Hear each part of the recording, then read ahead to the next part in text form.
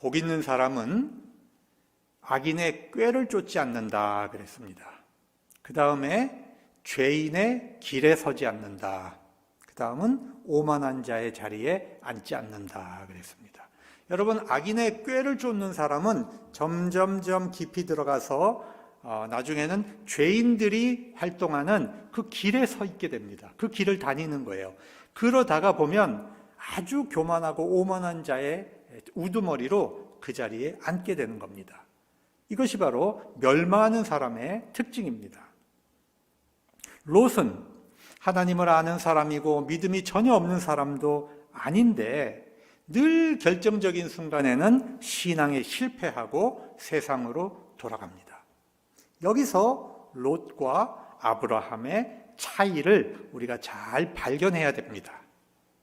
아브라함은 하나님을 만난 사람이고 하나님의 음성을 듣는 사람이고 하나님이 지시하는 곳으로 움직이는 사람입니다.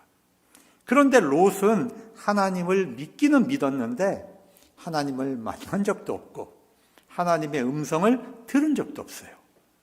롯은 늘 사람의 말을 듣고 사람의 말을 따라서 움직였다는 겁니다. 여러분, 우리 성도들 가운데서도 하나님을 믿으면서도 하나님을 만난 체험이 없는 분들이 계세요. 그래서 결정적인 결정을 할 때에는 하나님의 뜻에 순복하지 않고 세상을 쫓아서 결정을 해버리는 그런 분들이 있는 겁니다. 여러분, 우리가 이제 베드로를 한번 살펴보죠. 베드로는 이 어부였잖아요. 그런데 우리 주님을 만난 다음에 자기 직업과 자기 집과 자기 가족을 뒤로 하고 예수님을 쫓아갑니다. 그러다가 예수님께서 내가 고난을 받고 십자가에서 죽고 3일 만에 다시 부활하겠다, 그렇게 말씀을 하니까 이 베드로가 주님, 그러시면 안 됩니다. 그런 일은 절대 일어날 수 없습니다. 그리고 주님 가시는 길을 딱 막아서잖아요. 이때 예수님께서 사탄아, 뒤로 물러가라, 이렇게 꾸짖는 장면이 나옵니다. 그리고 나서 예수님이 이제 체포를 당해서 이제 끌려가시는 거죠. 베드로가 자기가 큰 소리 쳐놓은 게 있기 때문에 주님을 도망가지 못해요. 다른 제자들은 이미 다 도망갔어요. 근데 베드로는 멀찍이 따라가는 거예요. 예수님이 천천히 끌려가시면 자기도 천천히 가고, 예수님이 빨리 끌려가시면 자기도 빨리 쫓아가고, 항상 주님과 원거리를 유지하고 주님을 따라가요. 여러분, 여기서 차라리 가까이 나서든지 아니면 아싸리 다른 제자들처럼 도망을 쳤더라면 참 좋을 뻔했을 겁니다. 왜냐하면 다른 제자들은 도망을 쳤기 때문에 주님 보시는 앞에서 주님을 부인하는 그런 배신 행위를 하지는 않았거든요, 직접적으로. 그런데 베드로는 멀찌감히 주님을 쫓아가다가 두려움에 빠져서 대제사장의 뜰에서 조그마한 여자아이가 당신 예수와 한편이지요? 그렇게 물으니까 벌벌벌 떨면서 나는 예수를 모른다고 저주하면서 맹세하면서 주님 보시는 앞에서 예수님을 부인했단 말이에요. 여러분, 이 어중간한 것이 얼마나 문제인가? 얼마나 문제인가? 여러분, 이 어중간한 신앙은 굉장히 비겁한 신앙이에요. 비겁한 신앙은 위험한 신앙이에요. 왜? 배교할 수 있거든요. 우리가 주님과 원거리를 두고 주님을 쫓아가면 언제든지 배교할 위험이 생긴다는 것을 우리가 잘 깨달아야 합니다. 여러분, 한 마음을 품으면 사람이 굉장히 정직해지고 힘이 있고 깨끗합니다. 그런데 두 마음을 품으면 굉장히 혼란스럽고 비겁해지고 복잡해집니다. 그래서 우리가 예수를 바르게 믿으려면 두 발을 하나님께로 옮겨놔야 돼요. 이 양다리를 걸치면 안 돼요.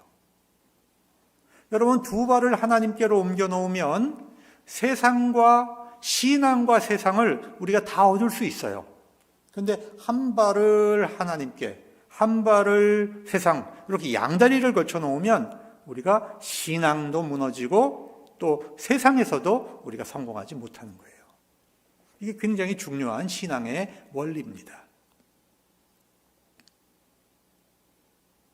여러분, 신앙인은 어떤 장소에서 어떤 사람들과 함께 지내느냐가 참 중요해요. 우리 롯을 보세요. 롯은 하나님의 언약을 가지고 있는 아브라함을 떠나서 이 소돔 성에 들어가서 살았기 때문에 하나님의 백성으로 이 죄악이 관영한 곳에 가서 살려고 하니까 얼마나 많은 갈등이 생기겠어요.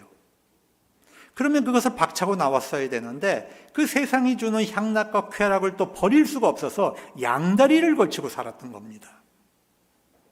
이 악한 구조 안에서 관료들도 상대해야 되고 또 비즈니스도 해야 되니까 때로는 거짓말도 해야 되고 죄도 살짝 져야 되고 또 소돔 여인과 결혼해서 살다 보니까 두 딸을 낳았는데 하나님을 제대로 가르치지를 못했어요. 그러니까 이 두 딸 안에는 지금 신앙이 없는 거예요.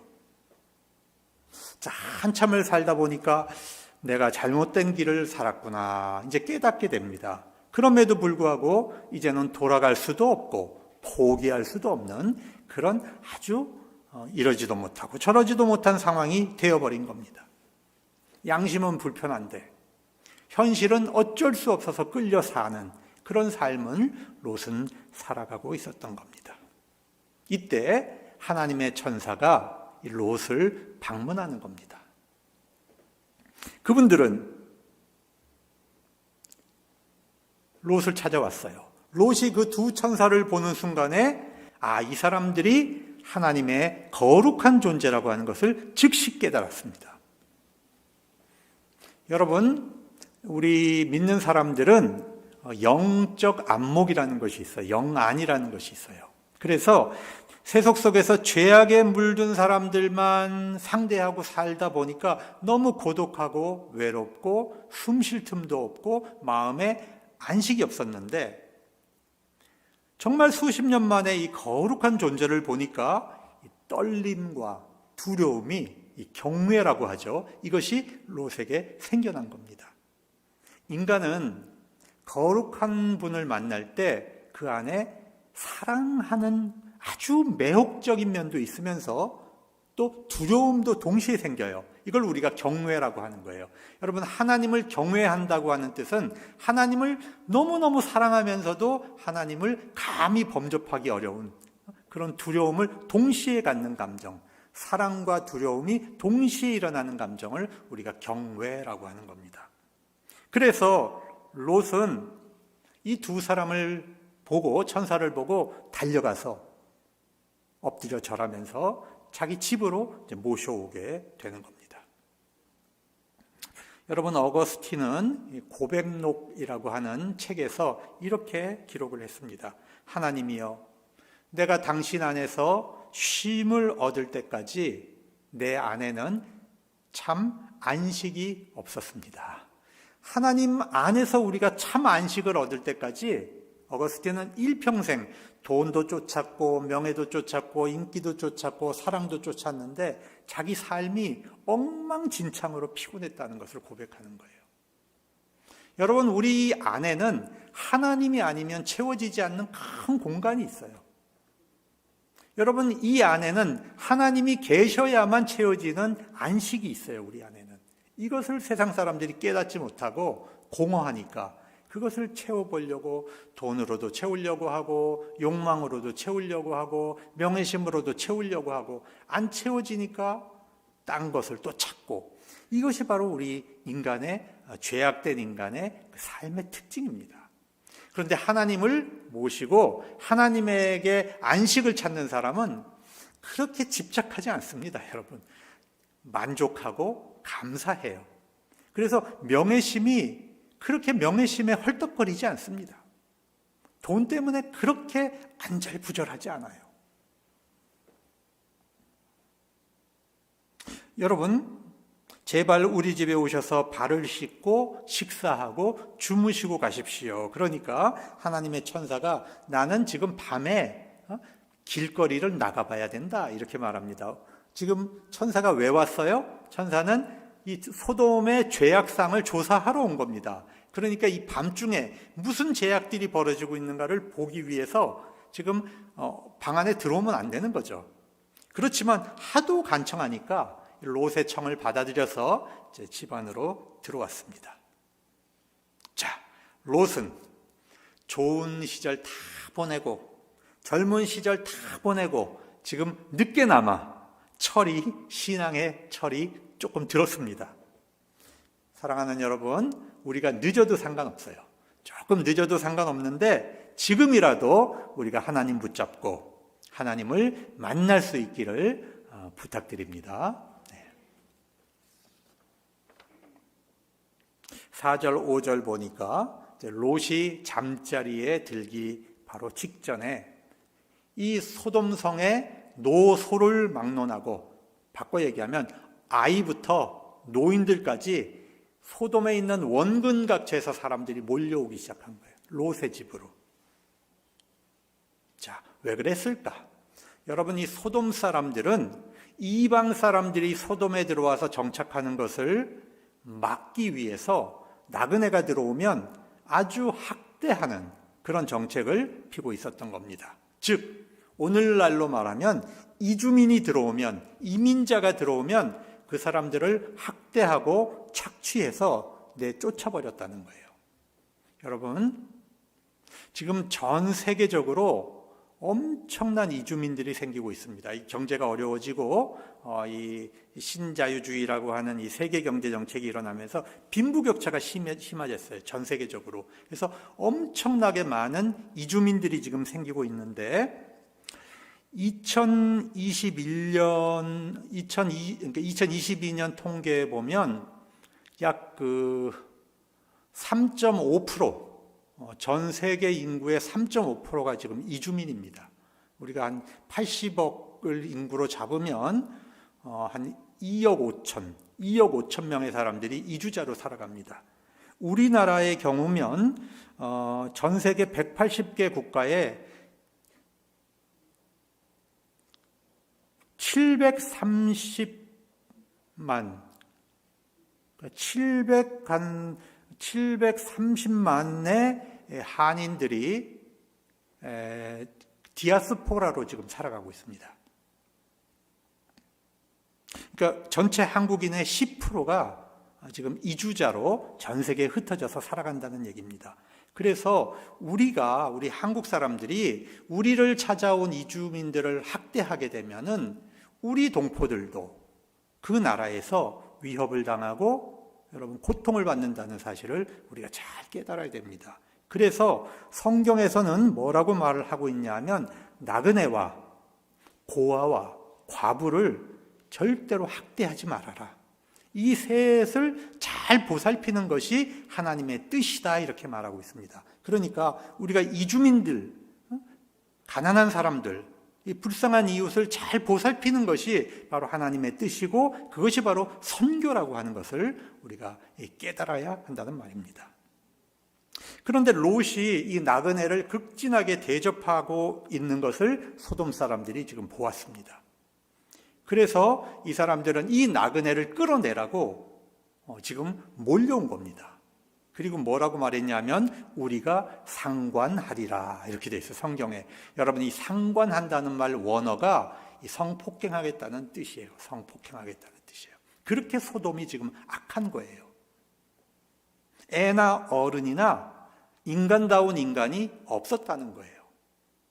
그러니까 의인 10명을 찾을 수가 없는 상태인 것입니다.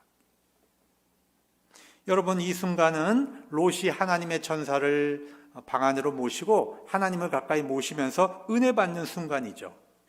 여러분, 사탄은 성도가 은혜 받는 순간을 가장 두려워합니다. 그래서 성도들이 하나님께 가까이 가고 은혜 받는 순간에 반드시 영적으로 방해를 하는 겁니다.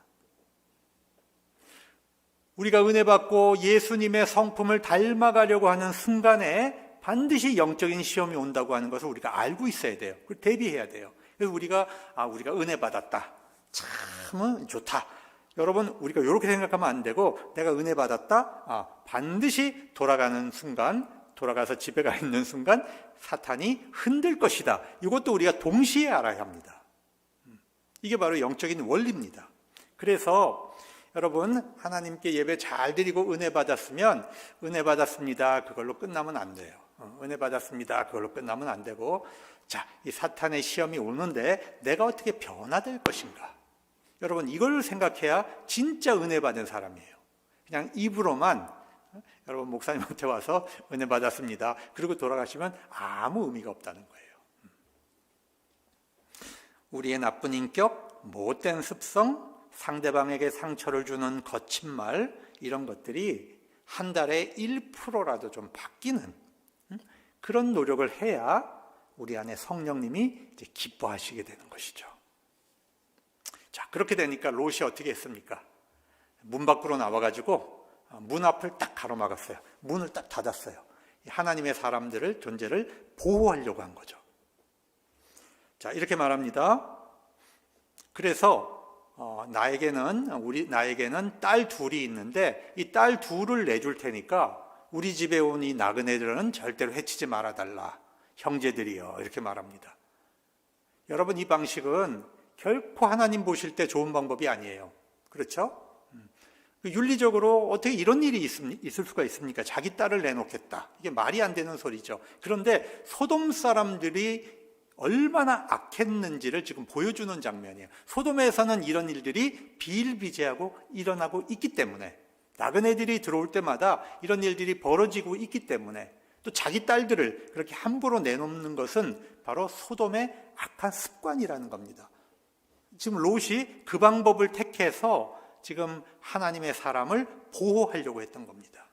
방법은 잘못됐지만 큰 희생을 치러서라도 하나님의 전사를 지키려고 한 것은 바로 롯의 진심이었다고 하는 사실을 우리가 알아야 합니다. 자, 형제여, 이러지 맙시다. 그러니까 롯은 소돔 사람을 형제라고 불렀는데 소돔 사람은 뭐라고 합니까? 이 굴러 들어온 놈이, 거류하는 놈이 우리의 법관이 돼서 우리를 가르치려고 하느냐? 내가 너부터 너 해코지 하겠다, 이러고 지금 상황이 악화되었습니다. 여러분, 소돔이 얼마나 포악한 동네인지 우리가 지금 알 수 있죠? 롯은 하나님을 믿는 사람이니까 소돔 사람들이 볼 때 우리하고 다른 존재라고 보는 거예요. 그래서 불쾌하게 여기고 분노심을 갖고 있었는데, 자, 자기들의 앞길을 막아서니까 지금 롯을 해치려고 하는 거죠. 이제 사람이 할 수 있는 일은 다 했습니다. 롯이 더 이상 할 수 있는 일이 아무것도 없습니다. 여러분, 하나님은 인간이 아무것도 할 수 없는 마지막에 왔을 때 하나님이 움직이십니다. 그래서 여러분, 우리가 실패했다고 해서 일이 끝난 것이 아니라는 거예요. 여러분, 하나님은 우리 사람을 통해서 일을 하시지만 사람의 일을 통해서 하나님이 일이 완성되지는 않아요. 하나님이 우리를 쓰세요. 그러나 그 일을 완성하시는 분은 하나님이 마지막에 또 일을 직접 하시는 것을 우리가 봅니다. 자, 천사가 어떻게 합니까? 롯을 잡아가지고 문 안으로 끌고 들어가요. 그리고 문을 딱 닫아버렸습니다.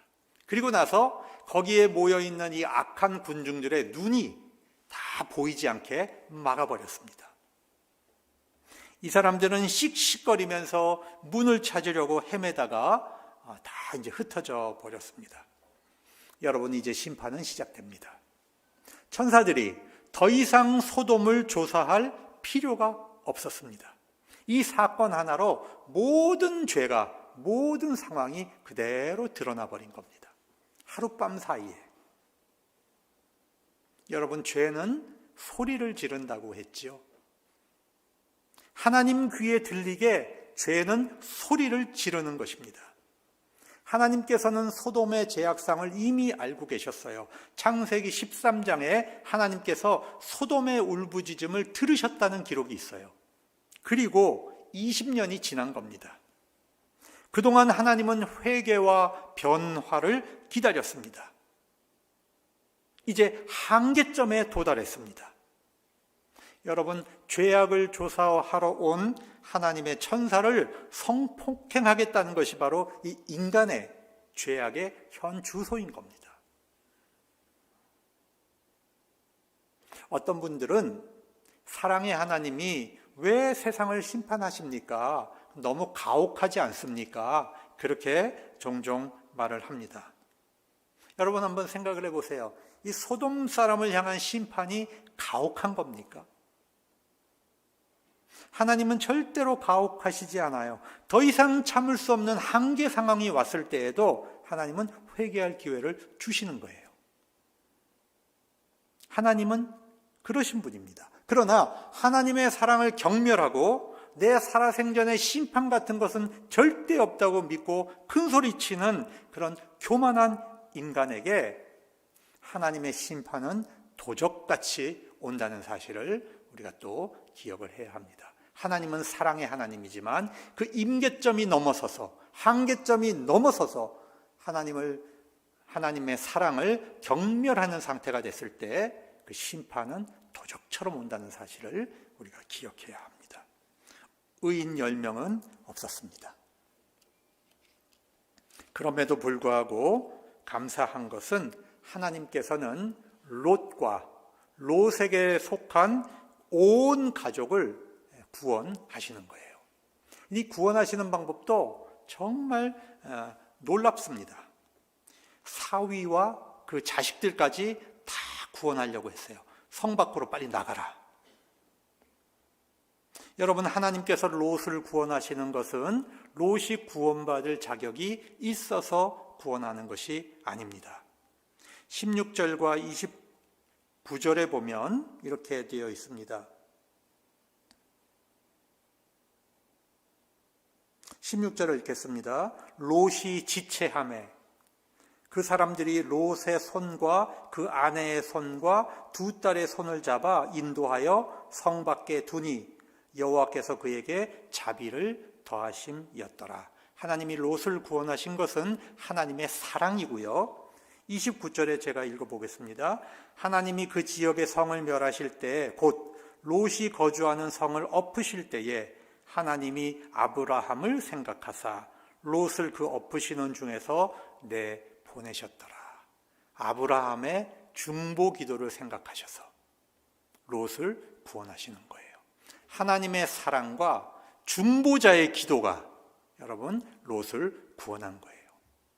하나님의 중보자, 하나님 앞에서 중보 기도하는 사람이 얼마나 위대한 사람인가, 얼마나 능력 있는 사람인가, 우리가 이것을 꼭 기억할 수 있기 바랍니다.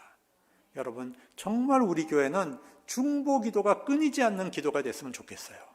우리가 그것만 정말 중보가 끊어지지 않는 교회만 돼도 대한민국에서 가장 아름다운 교회가 될 거예요. 가장 영적 능력이 탁월한 교회가 될 겁니다. 이거는 하나님이 지금 우리에게 주시는 말씀입니다. 아브라함을 기억하셨다. 이 중보하는 사람의 기도를 기억하셨다. 여러분, 심판받는 사람까지도 구원해내는 것이 바로 중보자의 기도입니다. 여러분, 우리 마음 아픈 건 많잖아요. 그죠? 우리 자식들, 우리 친척들, 우리 주변에 정말 사랑하는데 믿지 않는 사람들. 여러분, 우리가 탄식만 하지 말고 중보기도 하십시다. 열심히. 여러분, 이 중보기도가 잘하면요, 우리가 원수를 위해서도 중보기도 할 수 있게 돼요. 이 중보기도 능력이 잘하면. 그쯤 되면 우리는 예수님 조금 흉내내는 거예요. 원수를 위해서 우리가 기도할 수 있는 수준까지 가면 그때는 정말 예수 냄새가 우리한테 폴폴 나기 시작하는 거죠. 그러면 이 지역사회에서 원미동교회는 정말 선교하는 교회가 될 수 있는 겁니다. 천사들은 하나님의 명령을 받고 이곳을 멸하러 왔다고 롯에게 알려주었습니다. 롯은 어떻게 하든지 자기 딸의 약혼자들을 구하고 싶었습니다. 그래서 잠자는 이 밤중에 이 사위들 집으로 뛰어갔죠. 사위 두 사람, 사위 될 사람 둘한테 뛰어가서 두들겨서, 야, 우리 여호와 하나님이 지금 이 성을 멸하시기 직전인데 빨리 도망가게. 그러니까 이 사위들, 예비 사위들이 어떻게 했습니까? 아이고, 참 장인어른 농담도 지나십니다. 이 야방중에 문 두드리고 지금 이게 뭐 하는 일입니까? 농담으로 여겼더라. 여러분, 정말 큰 문제는 죄인들은 심판을 심판으로 여기지 않고 농담으로 생각한다는 거예요.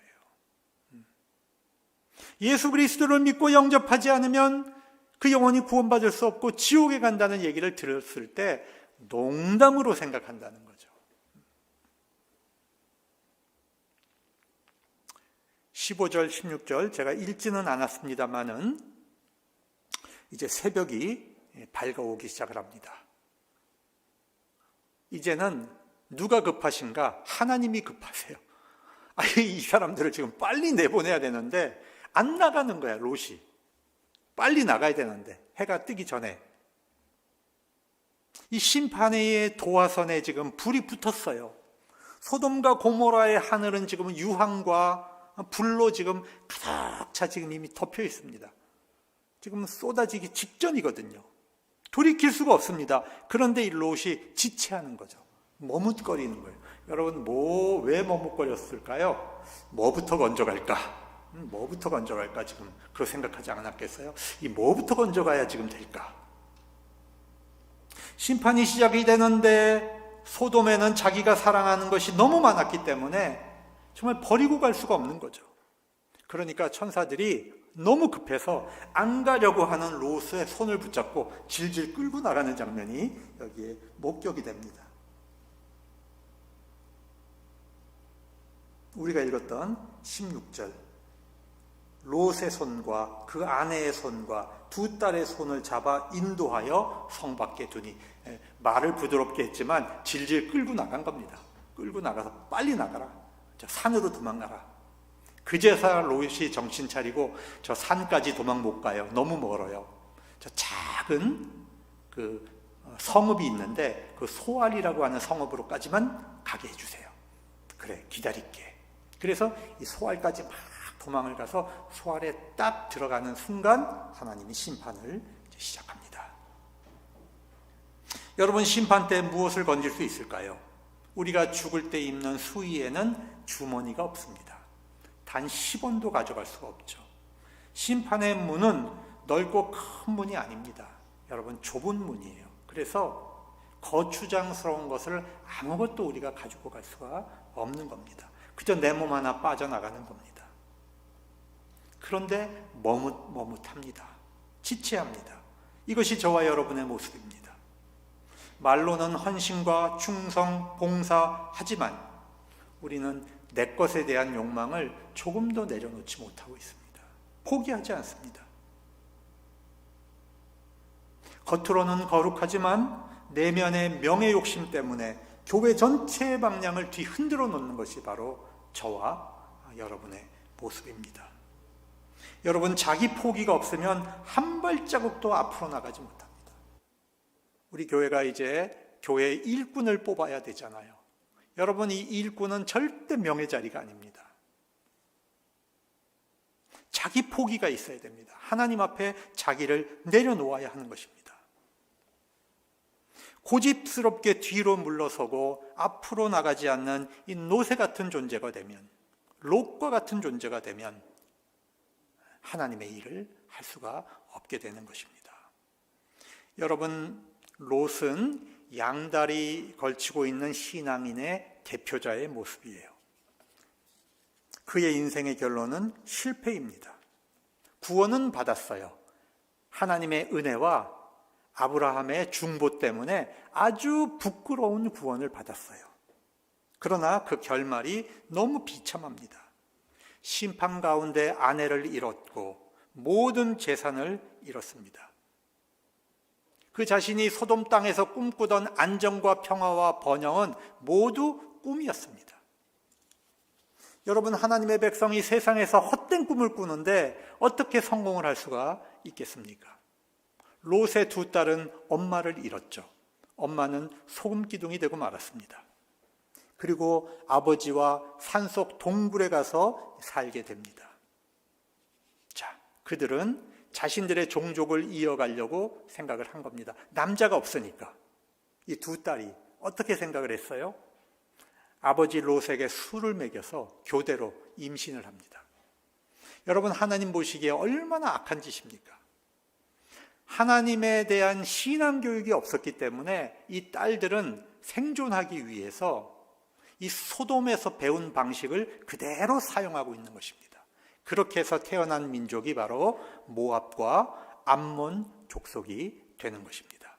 이 두 종족은 늘 이스라엘의 적이 되었습니다. 사랑하는 여러분, 롯은 신앙이 있었습니다. 그러나 하나님에 대한 신앙과 이 물질적 탐욕 두 가지를 다 가지려고 했기 때문에 하나님의 백성으로서 선한 영향력을 끼치지 못하고 그 복음을 널리 전파하지 못한 겁니다. 부끄러운 구원은 받았지만 그렇게 성공적인 신앙이 되지 못했다는 겁니다. 이제 결론을 말씀드립니다. 저는 여러분과 제가 롯과 같은 실패자가 되지 않기를 바랍니다.